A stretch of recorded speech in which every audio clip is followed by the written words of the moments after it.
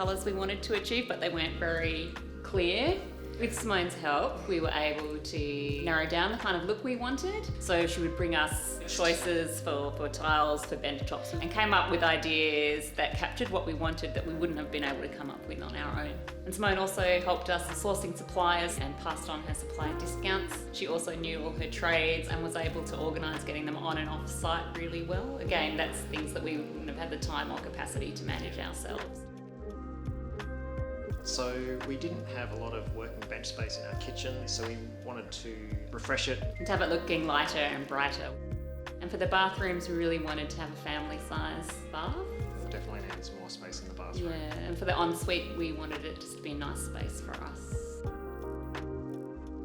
The whole project took just under a month, which we were pleased about. Essence helped us with what to expect. And that's definitely helped get the house back into a livable state at the end of it.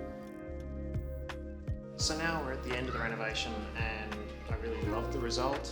The finish is all fantastic. It's just much more livable and nice for us as a family now. It's really beautiful, everything works really well together, and it's come out much better than I ever imagined even.